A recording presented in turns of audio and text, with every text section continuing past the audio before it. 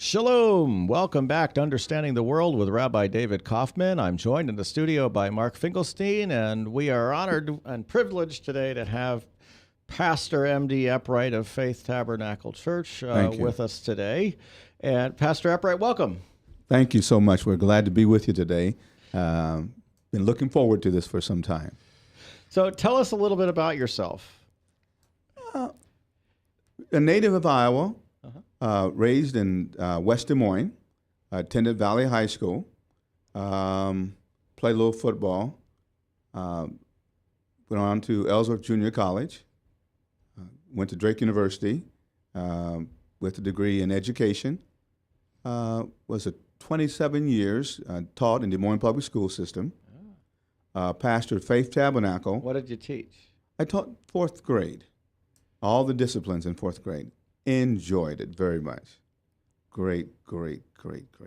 Now tell us a little bit about Faith Tabernacle. First of all, where is it located? It's located at 131 9th Street in West Des Moines, in the Valley Junction area. Mm-hmm. The church has been there for a number of years.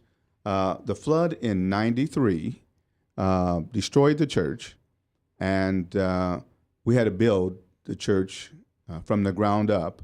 And thanks to a lot of people with good hearts and compassion and love towards the church, we were able to rebuild the church within a year's time. Now, I know I wasn't there. I wasn't in Des Moines then, but I know that my congregation was involved in helping with the rebuilding efforts. Rabbi Fink and Alan Perlman, and I think a few others. And that is correct. Temple Bnai Jeshurun reached out to our congregation under the leadership of Rabbi Fink, and they contacted us and said we wanted to do something in rebuilding the new church. And so what they decided to do was to purchase a conference room furniture for us in our conference room, and they did that, and we established a friendship and a relationship that's been lasting, and we certainly have enjoyed the fellowship and the relationships that we had with Temple Bnai Jeshurun. They've been great. Pastor, tell us about your denomination. The Church of God in Christ is one of the largest African-American Pentecostal churches in the world, headquarters in Memphis, Tennessee. We have churches all throughout the United States and outside the country. And, it's a church that I say Pentecostal, it's a lively church. And that's, about. How is it governed? Do you have elders? Oh, okay. We have a presiding bishop, which is a national bishop, and then we have jurisdictional bishops, and then you have that's on a national level. Then on the state level, you have, like I said, jurisdictional bishops. You have your elders would be a person that would be able to marry and perform funerals and things of that nature. Then the next level would be a pastor in the church, and then the next would be a superintendent, which is the role that I'm playing at the present time. And the superintendent responsibility is to assist the churches in a district. I have about 3 or 4 churches that we assist in their spiritual growth, also assist in any type of way that we can. And so I do quite a bit of traveling. I have a church in Davenport, Iowa, and one in Moline, Iowa. I see. How did you get to become pastor and then superintendent? Okay, that's a good question. I was called in the ministry several years ago in Sioux City, Iowa. And what had happened was that my pastor drove from Des Moines to Sioux City to have service every Sunday, and I was the driver. Okay. And I was a younger man at the time, and the Lord spoke to my heart in prayer that he wanted me to preach the gospel. And it came on this sort.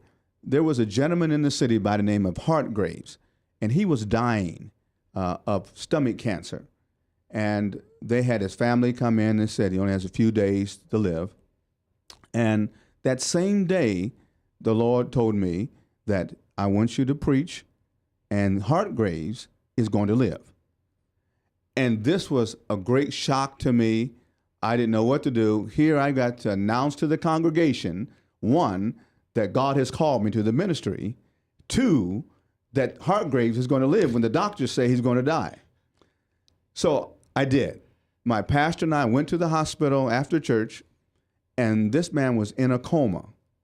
And he had a surgical cloth across the stomach where he had stomach cancer, and it wouldn't heal up. At that very moment, when we stepped in the room, he came out of the coma. He recognized us. He acknowledged us.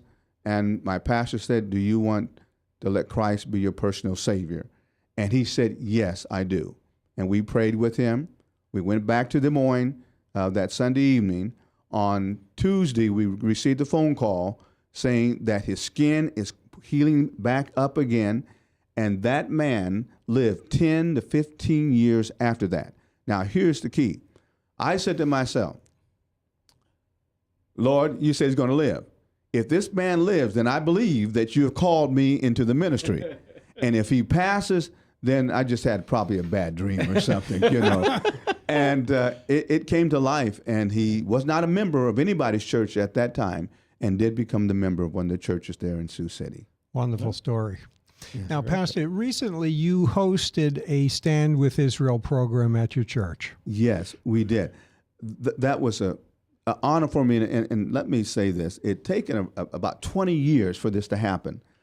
20-some years ago, I had a desire, God dropped in my heart to do something like this. Didn't know how to do it, didn't know when to do it, and just had the burning to do it. And 20 years later, we had the opportunity, and what a privilege it was to, through Christians United for Israel. It was sponsored through them, and we came in contact with them, and they said, we would like for you to host it at your church, and I wanted to do that. And I said, I've been wanting to do this for 20-some years. And so we had a service to let Israel and the Jewish people know that as a Christian pastor, that we stand with Israel because it is the right thing to do. That was a very warm and loving gesture, and having been there, I certainly appreciate it and your friendship. Well, thank you so much. And it was my honor. And you were just in Israel. So tell us a little bit about your trip. This trip, again, is one of those. See, the Lord has been doing things in my life for 20-some years or more. And let me just say this before I lay the foundation for what I want to say here.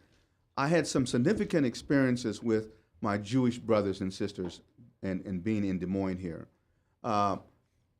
Some were just out of interest and curiosity, not knowing the Jewish faith at all, had friends that were Jewish. And so I came in contact with the late Peter Pentis, who was a Holocaust survivor. And Peter came to one of the classes that I taught at Upper Iowa University, Diverse Cultures in America.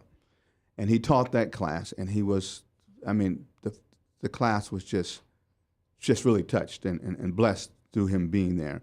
And I said that he was living history that we had at this time. And we developed a good friendship and relationship, and that's about relationship building. And Peter and I became good friends. And out of that, Peter and his wife, Eva, invited my family to their home for dinner. It was a great experience. Tablecloths, white tablecloths, formal. It was very, very, very nice. And that's my first experience, Mark, with matzo ball soup. And it was great. It was the soup that did it. The soup that did it. I was in love with the soup. And after that experience, every time they had a festival, food festival, I made sure that I would stop by and at least get a plate to go. That was one of the experiences that was significant to me. Third weekend in May. I'll be there. Food fair, the I'll Jewish be there. food fair. I will be there. And then 1993, we had the infamous flood, and our church was destroyed, and Temple Bnai Jeshurun reached out to us. And we also we exchanged services. We had fellowship together. Our choir would go to the temple and sing. And we're going to plan that again. Okay, great. I have a mandate. We'll do that. And it was great. And Rabbi Fink was a dear friend of mine. He was just a wonderful, warm gentleman. And we established that relationship, and I had the experience when we were at the temple. He had me to open up this window, and I had no idea, Rabbi Fink, what was behind there. And when I opened it up, this bright light came out, like the Shekinah glory. And I felt the presence of God in that temple. And it overtaken me, and tears started just running down my eyes because of the feeling that the God was there. And I knew this was something special because in there were the beautiful Torahs. And I had no idea that they were there. And I had that opportunity. I was blessed. I know it was a blessing for me to have that opportunity to do that. The next experience I had was Rabbi Fink came to the church, him and Alan Perlman. And in the church, he prayed for the congregation and prayed for me. That was a touching moment in my life, and I will always remember it. And I hold those experiences very dear. Then we come to the moment of going to Israel. We wanted to go to Israel. It was on our bucket list, my wife and I. And I say this, that God chose me. He reached out by divine providence and allowed me to go to Israel and have an experience, a spiritual experience that I never forget, a trip of a lifetime. And it was sponsored by Christians United for Israel. There was a group of 25 African-American pastors that had never been to Israel before. And I tell you what, it was the greatest experience in my life. And because of the trip, I really believe that I'm a better individual, a better pastor, a better wife, just a better individual. I was standing and on the same ground that the Lord was. I was in the holy place. I was in the holy city. We went to Jerusalem. The first time we stepped on the grounds in Israel, I really felt at home. I couldn't speak Hebrew, but I felt at home. And so the first day in the trip, it was awesome. I mean, and we go back to our room and we compare notes. How can this get any better? The next day, and every day for the 5 days that we were there, it was just a total blessing and a spiritual experience for every one of the 25 men that were there. So you think you'll get there again? Well, I'm glad you asked that question. My wife and I last year celebrated 40 years of marriage. Mazel tov. And she's wanted to go to Israel also. It's been her bucket list. And I had such a great experience. I just had to share it with her. So our 40th year anniversary, we're going to celebrate a trip to Israel. We plan to leave March 17th, and we're going with a group of other pastors, well, with churches this time, church members and some pastors that went last time. And it was just great. So yes, we are going back again. For this time, instead of 5 days, it's going to be 10 days. Good for you. That's a good church. So tell us a little bit about why African American Christians are interested in Israel. Why is this on an interest? Well, it always has. It's been upbringing in our church that Jews are God's chosen people, and as being that, lot of us have not had the opportunity to really go to Israel, go to Jerusalem, the things that we read about and hear about, and really connect with our Jewish brothers and sisters. So as an opportunity for us to have this experience, and they called it a familiarization trip, that we could get familiarized with Israel, go back to our homes and preach in a pulpit, talk about the areas that we read about. We've been there. It was surreal. It really was surreal. 2,000 years later, some of the same bricks are still standing, the same places we read about. I mean, we're going to those places. The Sea of Galilee, You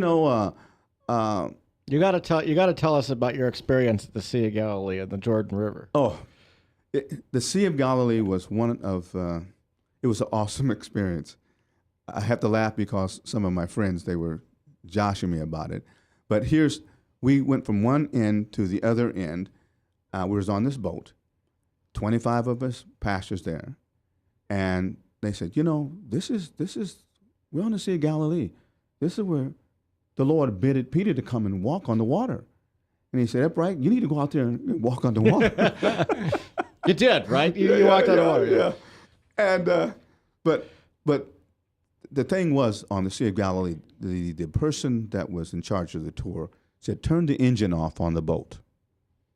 And when they turned the engine off on the boat, it was a stillness, a quietness, a peace. And you can imagine how it was back then when there were no boats, no engines rather. And again, the presence of the Lord met us on that boat, 25 men. And just tears were coming down our eyes, just feeling the presence of God for that moment. About 5 or 10 minutes, it was an awesome experience. Going to be baptized, Jordan River. You want to go to the chilly Jordan. We sang about the chilly Jordan, going to the Jordan River, being baptized, going to the river and being baptized. Here I am in Israel.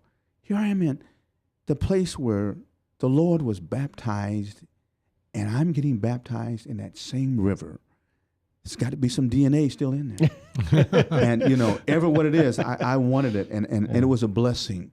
What I did, I had taken my baptismal robe, I put it in a plastic bag, had the people at the hotel dry it out for me, and I brought it back home. Okay. And I cut it up, and I gave each one of my parishioners a piece of it, and they really appreciate it. And I still have some of it now, and I gave it out to folks, and they just seen it as a blessing. Now, Pastor, I know that the lobby of your church has some pictures from your trip. Yes, it does. One of the pictures that you have there is one that I will always hold dear to my heart. We had the opportunity to go to the Wailing Wall. And while I was praying, someone captured a picture of me praying at the Wailing Wall.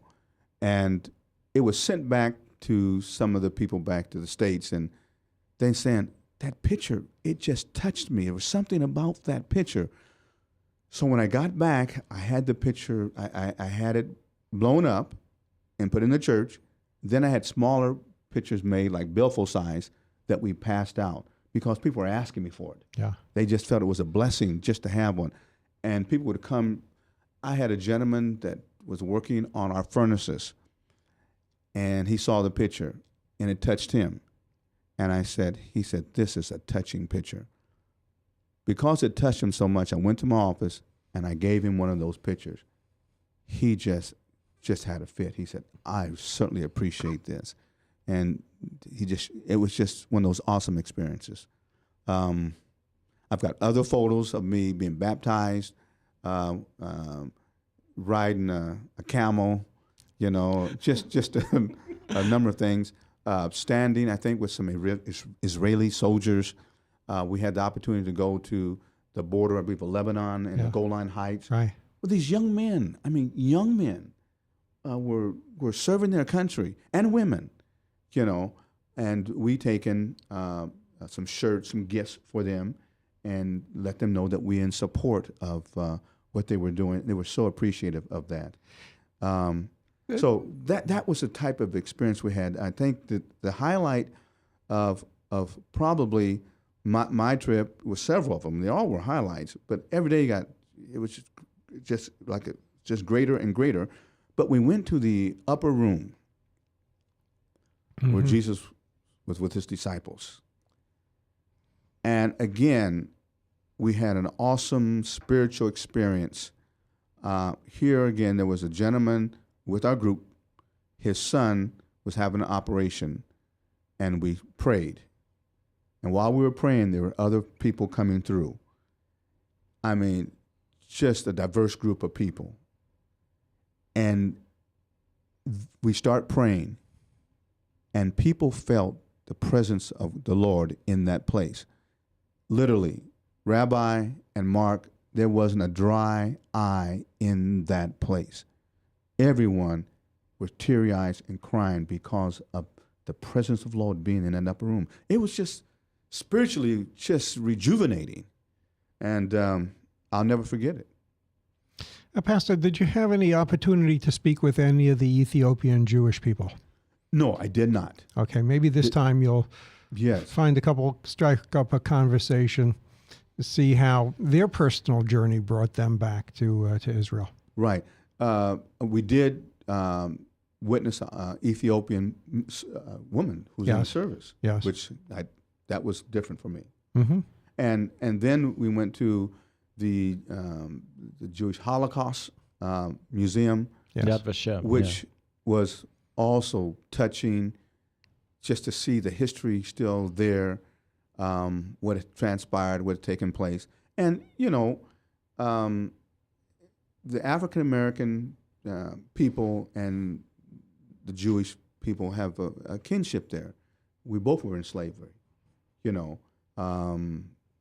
and so we understand and know what it feels like to be enslaved and how to be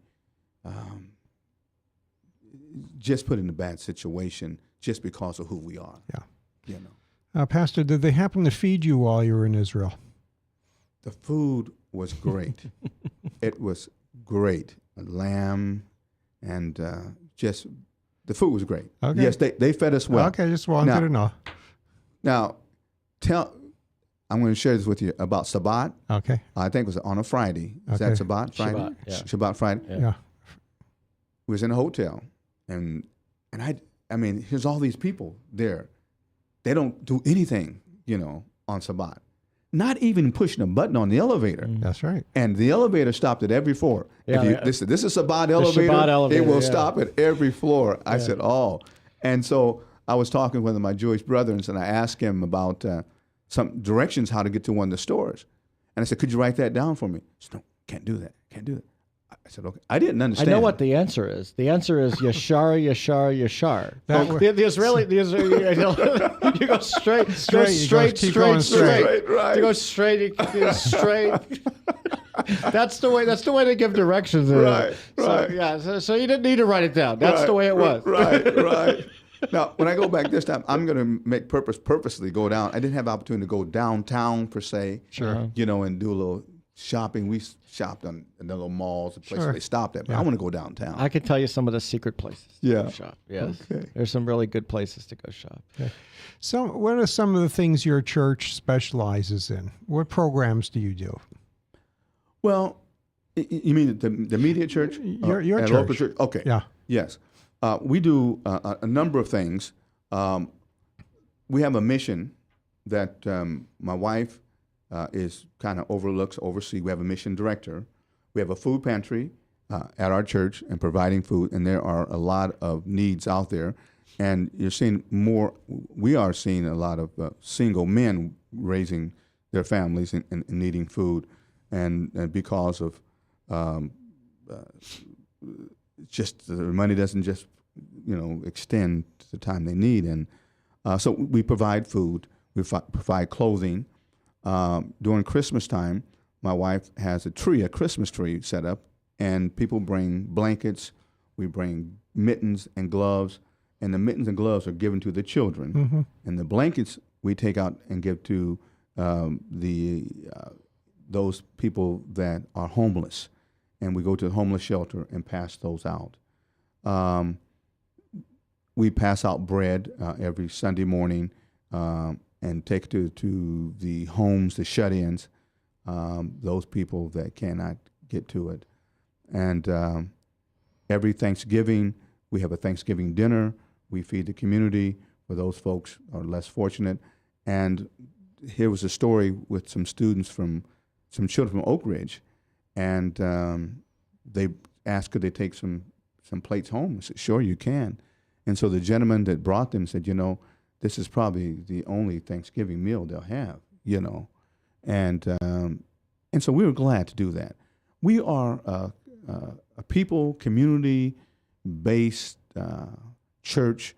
We want to have a presence in the community and try to meet the needs of the community and do the things that God would require us to do and that help our brothers and sisters.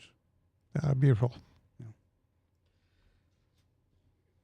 The Jewish community and the African American community have had a lot of history working together in the civil rights battle. What do you see as challenges going on now in dealing with civil rights? What do you see as things that we really need to work on going forward? Well, relationship building. Just getting to know and doing what we're doing right now, talking, communicating, sharing experiences. We are brothers and sisters, and we want to continue to be and show the spirit of love, and as brothers and sisters. I think in terms of the civil rights movements here, we are in this together. It's not just something that's just one. We may be hung out today. You may be hung out tomorrow. So we have to stay together, and in this fight for equality. This constant challenges. Yes, it is. Constant challenges, and they change rapidly every day. Issues, they're fluent, and so we just have to kind of adjust ourselves to as they come. What type of conversations do you have with your congregants in terms of social action needs? What do they express?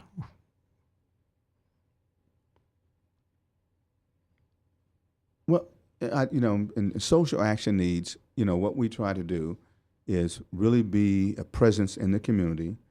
Our church per se, we're not out front like some of the other churches are, not protesting, but leading the front or so. But we are praying. We're praying, and we know that prayer changes things. And so we're probably more of, when you talk about social changes, and we pray that God will change situations, and he has done that, and he will continue to do it.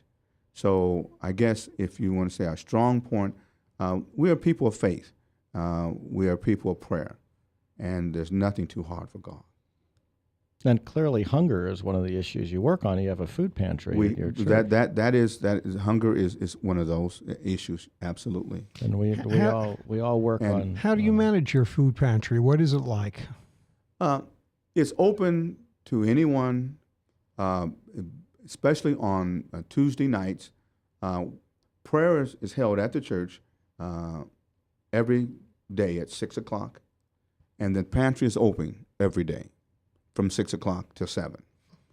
Now, people come in.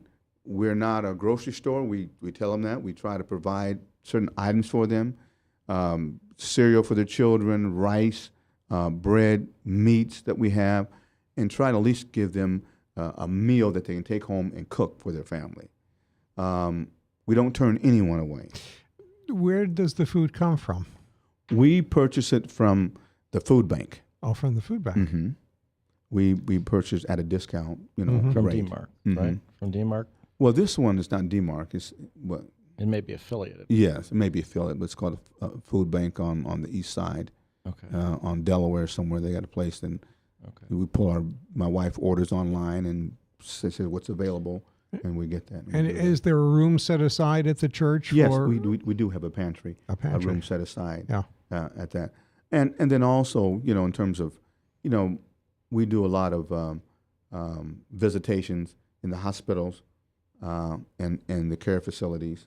My wife, in fact, this is her day. She called me and said she's delivering flowers to some of the seniors there. So we make our rounds to the hospital and the shut-in. Now, do you have both a brotherhood and a sisterhood? Or what type of committee structure do you have? So, for instance, how does your wife get involved? Through what facility? She just She's shows basically up. co-pastor, isn't she? Isn't she kind of co-pastor? Her picture's on the page. Right. I had to do that. I had to put a picture on there. She's got authority, Mark. Okay. Yeah. She's a missionary. Yes. She's a great speaker. She's a great wife. Very supportive of the ministry. And stands right there with us. And I tell people this, and I'll say it publicly, she's the best thing that ever happened to me. Oh, wow. Really has. That's nice of you to say so. Yeah. What type of study sessions do you do? We have, on Tuesday night, we have Prayer and Bible Band. And Prayer and Bible Band is one that we have books that we have from our national church that we use and we pass out. Then we have Sunday school books that we have. Now, what is the Bible band part? It's the Bible, and is there a band involved in Bible band? There's no band. They just call it the Bible band, or some people call it Bible study. It's not the rock band. No, it's not the rock band. Okay. It's not the Jive 5 or something. Thank you. But it's the name is just called the Bible band. Okay. But it's the Bible study. Do you have a children's school? No, we don't. Our space is not. Won't provide us to do that, but we love to have something, a daycare for our children and a school, but we don't have anything like that at the present time. Now, I obviously Israel advocacy is part of what you do. How does that play into what happens at your church? How do you refer to Israel, bring Israel stuff into what you do regularly at church, as opposed to special events like Stand With Israel? Do you talk about Israel in sermons and things, or? No, not in sermons. I haven't talked about it in Israel sermons as of yet. We talk about my experiences in Israel as relate to the Jewish people and their cause. We have a prayer shawl that we have in my pulpit that they know where we stand, and we do that. What does that mean? What? The prayer shawl. Yeah. It's to us. It means that we are covering ourselves, and the presence of God will be upon our prayers that we give up to Him. Now that's what we do. We believe in, and we put it on, and we pray, and we ask for divine guidance and direction in our life, and lead us and guide us in what we should do and how we should do things, because we can't do anything without Him. So, and people, is symbolic more than anything, I think, for us. Is it a special prayer shawl, like a talit from Israel, or what is it? Oh, yes, it's from Israel. Okay. Yes, it is, Rabbi. We ordered it from Israel. In fact, my goal this year when I go is to bring several prayer shawls back with me. A really big one, or this one's just a small one, just wrap around your. Yeah, I did not know they had a large one until I went to Israel, and I saw these guys with these big prayer shawls, and I said, maybe I might need one of those big ones. when the children get their talit, their prayer shawl at a bar bat mitzvah service, I explain, that's the traditional covering of the marriage canopy. It's the traditional covering of the huppah, and those are large. Some of those are 4 feet by 6 feet, basically. And so somebody like me, who's not very tall, some of those will come all the way down to my, down midway down my calf when I'm standing up. but that's what they're designed for. You know, they can be used as the covering for the marriage canopy, not just something. And then there's things called an atara, which is really more what you put around a rope. You know, those are just the little small ones. The little small ones. So they're different kinds, but that's the idea. We had the one that wraps around your neck and around your shoulder, your arms or so. Yeah. It wasn't a large one, but I saw that in Israel, and the first time me seeing a large one, and I said, I got to look and there's some really neat ones out there. Oh yeah, yes. Well, I had to have one. I have to have one, and that I have to have, and I'm gonna bring back some prayer shawls for folks, and as gifts, and what else did I say I want to bring back? All sorts of things. I might want to get a ram's horn. Shofar. That's right. Yeah, the shofar. Not a real long one, maybe a medium-sized one. Well, the smaller ones are easier to sound than the large ones usually. Oh, okay. Okay. I just want to. I got a ram horn on my desk, like that, little small one. Yeah. It won't make any noise. Well, you're talking to a trumpet player over here, so I know. Mark knows how to sound it. I heard him in Moline.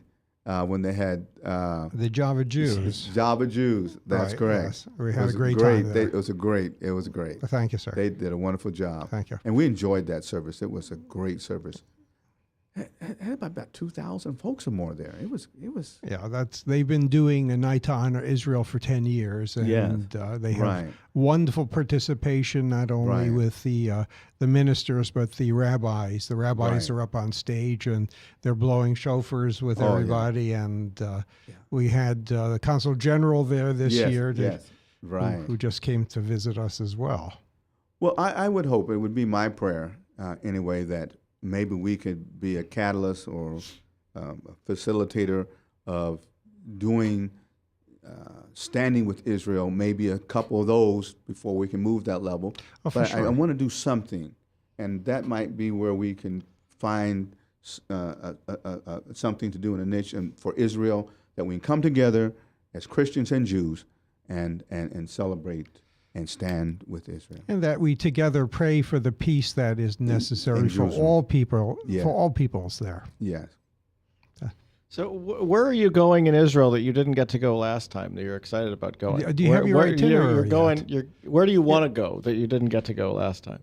I want to go to the, someone told me about, maybe it was you, Rabbi, the underground hospital, or in Western Galilee. I have never been there. We didn't go there. The northern part of Israel on the Mediterranean is our sister city relationship with this community, and there are wonderful institutions, including the Western Galilee Hospital, whose general director happens to be a Christian Arab.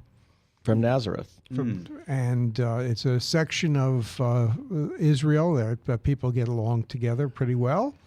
And it's a model of tolerance, and as it should be amongst all people. You walk into this hospital and you just can't believe, if you're from the United States, you hear, all these people can't get along and all this. You walk into this hospital, you got Druze, you got Muslims, you got ultra-Orthodox Jews, you've got secular Israelis, you've got everybody, various types of Christians in the hospital, people of all races in the hospital. There are Russians who live in the north of Israel, Russian immigrants.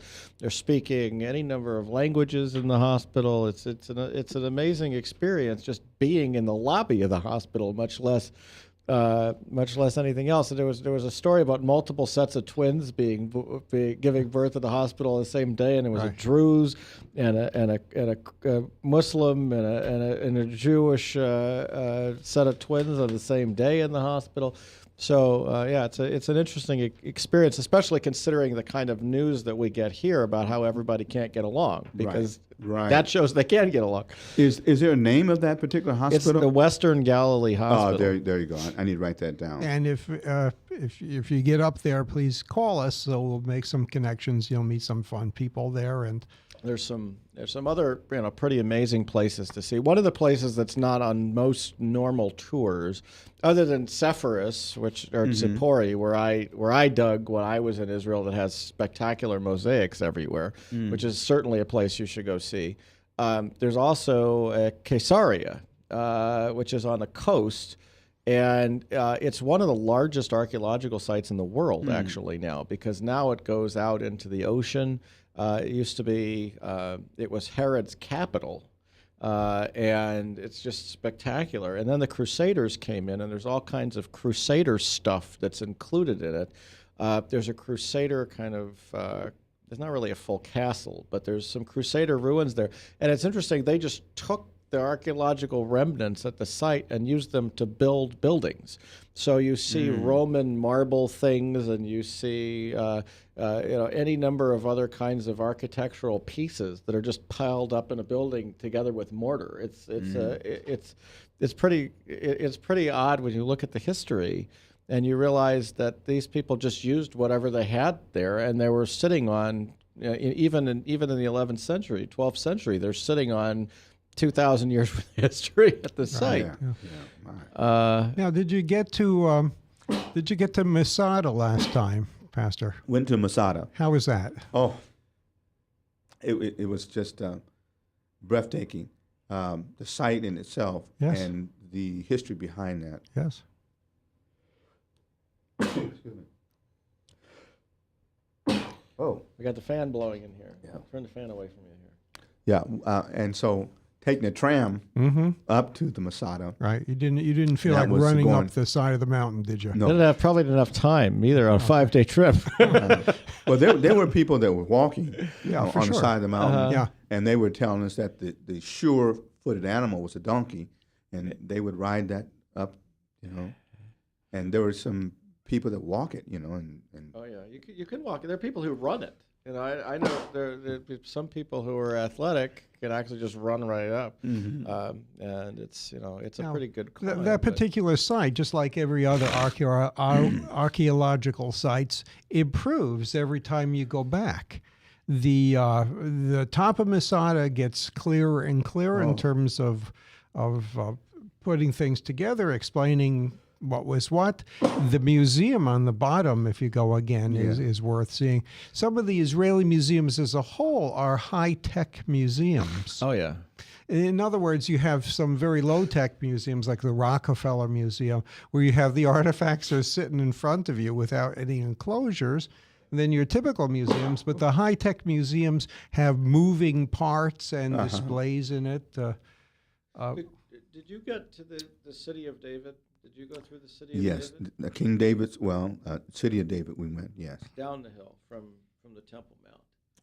I think they said on here. There's one of the things that's happened in the last few years particularly is there's so much archaeology in Jerusalem is going on, and so many different things have been found just in the last few years that if you haven't been, a lot of the stuff ends up in the Israel Museum.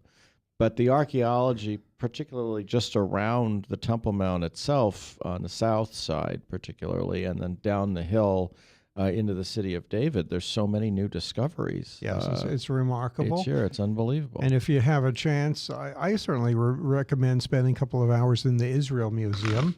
You see not only art and artifacts and costumery, but archaeology going back as far as possible. It's fantastic.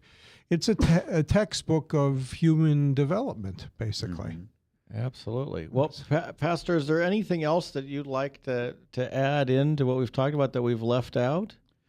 No, I certainly want to thank you, Rabbi Fink and Rabbi Kaufman, and Mark also for inviting me to come and be a part of this experience. Again, this is an experience that I cherish. Again, and thank you.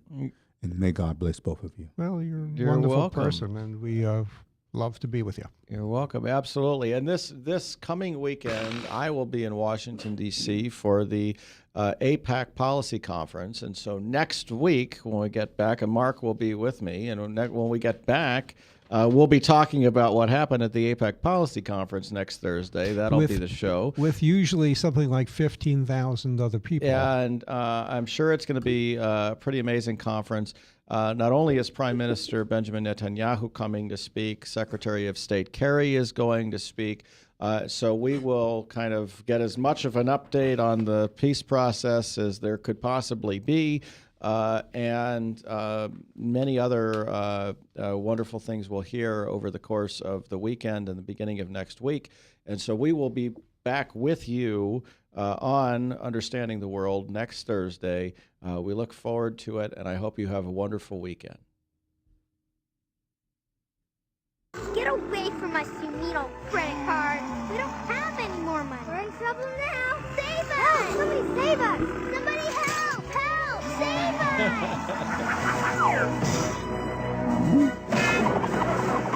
Hi, I'm Tom Coates from Consumer Credit of Des Moines. If your credit card's a little too animated, give us a call. Hooray! We're saved! Consumer Credit, you're our hero! All across America, there are countless numbers of people struggling with addiction and other life-controlling issues. Probably someone you know and love. There is a way out. There is hope. Transformations Treatment Center in Delray Beach, Florida, has a unique approach to substance abuse treatment. Call now and ask about our Guaranteed Success program or log on to transformationstreatment.com. Transformations. Change your life. Change your relationships. Transform your world. Hey, psst. Let me let you in on a little secret. You ready? Always try to do business with people, not places. Especially if you seek honest Christian business people. And when it comes to my car, I really need to trust who's working on it. Now, my family is so blessed. A few years ago, we found a family-owned automobile repair shop that operates as a Christian business also. Open, honest, reliable, trustworthy. It's AMCO on Hickman Road in front of Kmart. And it's a family-owned Christian operating business. This family treats your car as if it was their car. Everything from oil changes to transmission repair and everything in between. So the next time you feel the need to be at peace with your choice of who you can trust with your car, give AMCO on Hickman a chance to serve you. And tell them Max sent you.